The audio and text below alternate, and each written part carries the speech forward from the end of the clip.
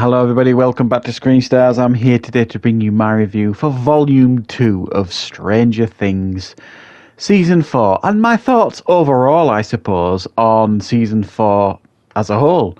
Now, this is the first season where they've kind of split it, at least I think it is. Volume 1, we got the first 7 episodes. And I've already put my thoughts up of Volume 1 on the channel if you want to check them out, which I will list at the end of this video. If you're interested in checking that out, if you haven't watched that already. And overall, I was pretty pleased and impressed with the Volume 1 of Stranger Things Season 4. I did have a couple of issues, and those really were that I thought there were too many plot lines, too many characters, there were too much going off at once all over different places, and it was kind of diluting it almost. I thought the Russia thing at times was okay, but at other times it felt like a distraction. It was almost like they didn't really know what to do with Hopper after season 3. How are they going to get him back, sort of thing, after killing him off and turning up in Russia, and it just felt they overstretched that, I think. But the second. Volume 2, sorry. When you actually look at it, I mean, the first episode, episode 8, I think, was it like an hour and a half? And the second episode, episode 9, was around 2 hours, maybe a little bit more. So it felt like a bit of a mini-series, actually. And I've got to say, I really enjoyed it. I really did enjoy Season 4 overall. I thought it was a very, very good and a very, very enjoyable season. But I've enjoyed all the seasons so far. I think, on reflection, I think Season 2 is possibly the weakest. And part of the reason I think Season 2 didn't work was that separation of 11 from the rest of the group when she kind of went off on her own. And I think that's part of the reason why it does affect Season 4 a little bit.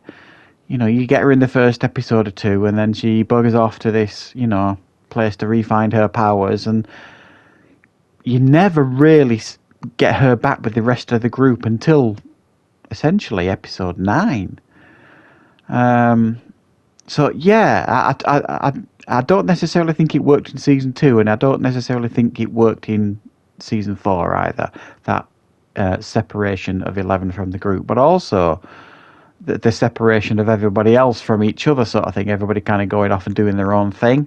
I didn't dislike it or hate any of that. I thought it was entertaining in its own right, but I just kind of felt like it maybe diluted the story. And this season, while we got 9 episodes, I mean, like I say, some of them were over 2 hours, some of them an hour and a half. So when you actually, if you chipped it all down to like 44-minute episodes, which was the usual length of episodes that we got, generally speaking, you could probably stretch these episodes up to about 15 or 16 episodes for this season, which they could potentially have done. I don't think that would have necessarily harmed the show.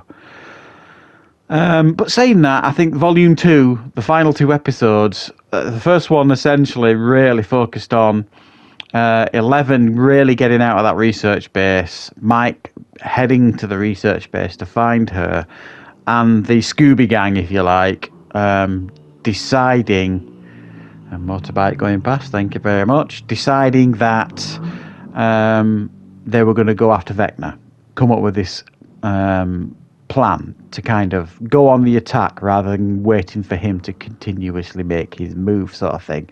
So that were the jives of kind of like, episode 8. And episode 9 was like the final confrontation. And it did, none of them disappointed. In actual fact, I thought they were excellent. I really did enjoy both episodes.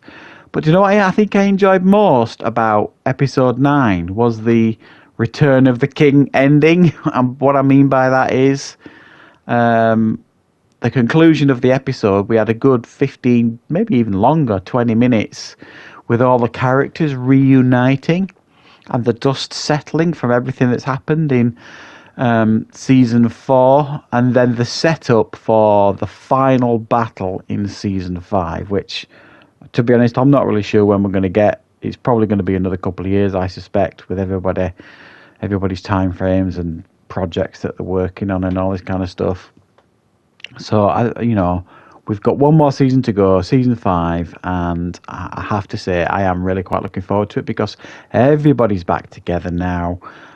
It looks like they're going to be all fighting to save Hawkins because the Upside Down has burst through basically now and bleeded into reality. So it's going to be a real battle for survival now, I think, in the final season, should I say.